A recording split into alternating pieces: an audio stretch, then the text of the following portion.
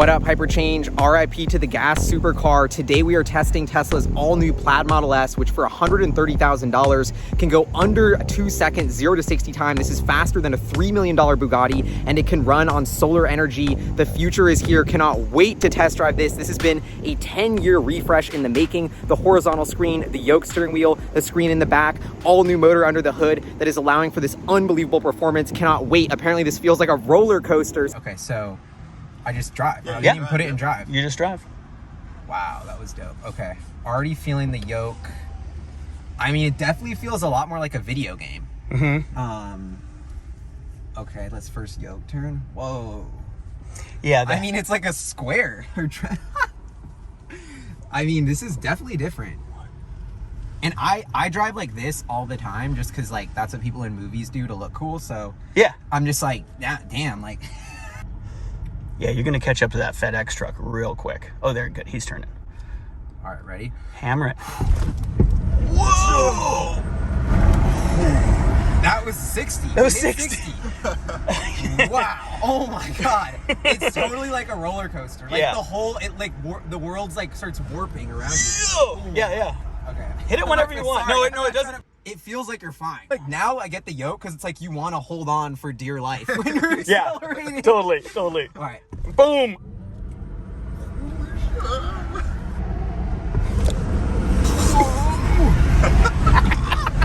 Oh my God. It's like, okay. Wow, I love this little. Yeah, so that's, yeah, you just took. Honestly, cool.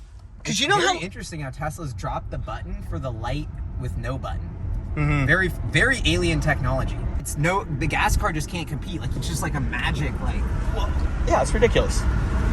And the yoke has a lot of give to it, which I think is great. Like, it lets me like I can do this, but we'll still go straight. Right. Which is, and you kind of like really bend into it to turn. So I kind of like that a lot, actually. Like this, like, wow. Feels like I'm playing like some crazy video game driving like an F-35 fighter jet. I mean, this is so cool. Like, this is actually something that I love more than my Model Y because I'm always like trying to look at that screen and figure out what's going on. But this is actually super duper helpful. And the way it's framed up with the yoke right here is just beautiful. Like now I get why the yoke matters, because before it's like first principles. It's like, why do I have this big thing blocking my view constantly that's literally right where I need to see? Exactly. And now I have this information and I have the wheel. Like, I'm actually like, wow, now I get it. This is totally different. You know, and if we're going to be doing these, self-driving, you want to know what the car is doing and what it's confident with. What it's thinking. Yeah. Actually, and now I'm even thinking, like, if I was going to do an FSD, that's a big problem I've been having with FSD is that I can't look at the screen and know what the car's thinking and be watching the road. And so this, to me, reduces the friction of how I look at the screen. And so if I'm going to do a truly FSD car, like, you need the mind of the car to be as easy to understand as possible. And just moving the screen here is a huge deal. So, and the yoke seems like it's best for the safety of while you're on FSD, the yoke is better, and the driving experience of launching a car that's basically a spaceship is better with the yoke. So it's interesting to see how they're leaning into both the fun side, but the functionality of self-driving car side as well with this innovation. Yeah. So actually, every Tesla's gonna have a yoke now. Like, right? Like, do you think every Tesla will have a yoke? I think if the public doesn't protest, I think that they're moving there. I think that's the idea, and the only thing that'll stop it is if people don't like it. So, okay, you have to answer this honestly. Would you rather have a yoke or non-yoke on your wheel of this car? Right now, for driving, I'd rather have a wheel.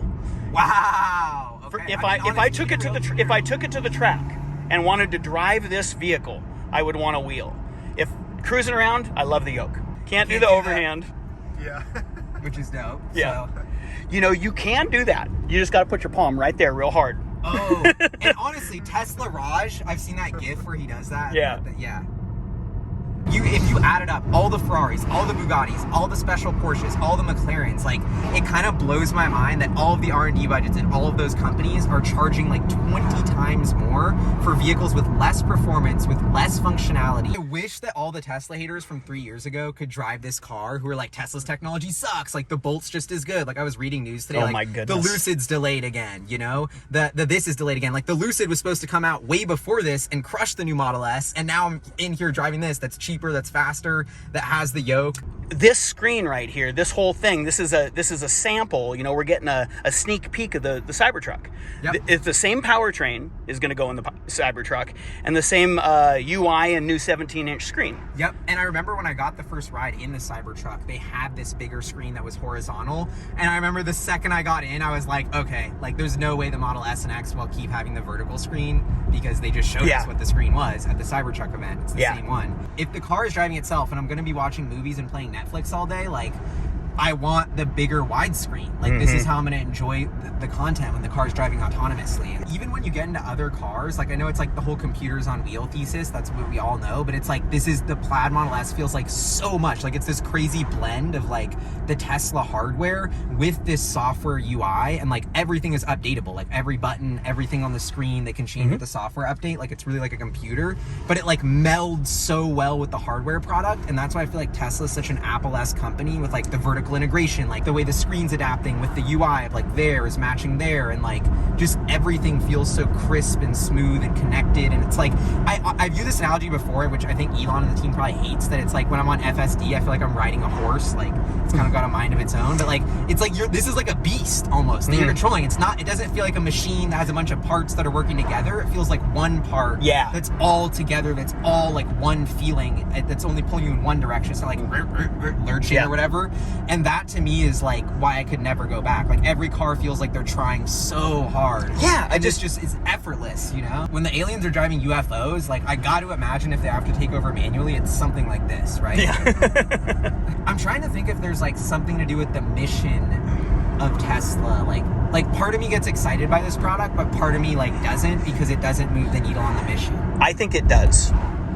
Like I said, this is a whole new powertrain they're developing, and now this is going to cascade down to all of their other vehicles. We're going to have tri-motor Cybertrucks and quad-motor Cybertrucks that use the same technology. And that is where they're actually going to be using all this crazy power to tow stuff and reduce emissions. And this is the way they subsidize that technology, is by selling it as a sports car first. Exactly. Kind of like a mini roadsterization, but just of the drivetrain. Totally. Honestly, I'm glad you said that, because that makes me feel a lot better. Yeah. No, and that's what's so beautiful. And that's why I tell people like Tesla, like I gotta eat my own words and say the Plaid Model S is pointless. Like I'm totally bought into what you said, because I always tell people the best thing you can do for climate change is to buy a Tesla, which I think people think is ridiculous and bullshit, but I truly believe it, because it's commercializing all this next generation technology to actually change stuff. And pickup trucks, like the amount of power and force you need, like that's pushing the entire like state of electric vehicles to the limit of like how much is the range gonna get impacted, how much is this gonna impact the performance.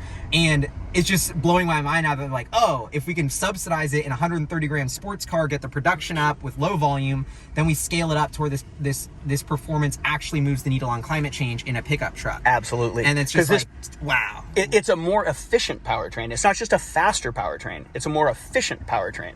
And what do you mean by so that? you detune this thing, this thing is whatever, the crazy speeds that this thing reaches, detune it and just turn that into power for the pickup truck. You don't need to go that fast, but you're going to have the torque and you're going to have the towing power.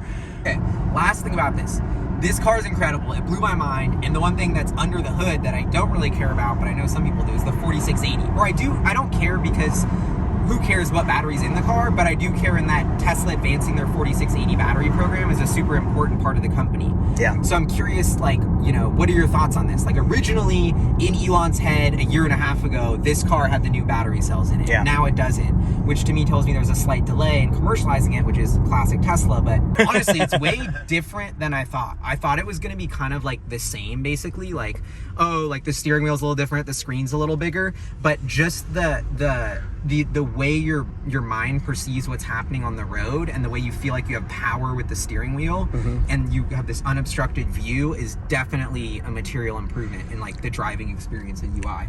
I've noticed a major uptick in the quality too. I mean, I don't think that they had bad quality in the S's before, but this just has it's solid. The doors go thunk.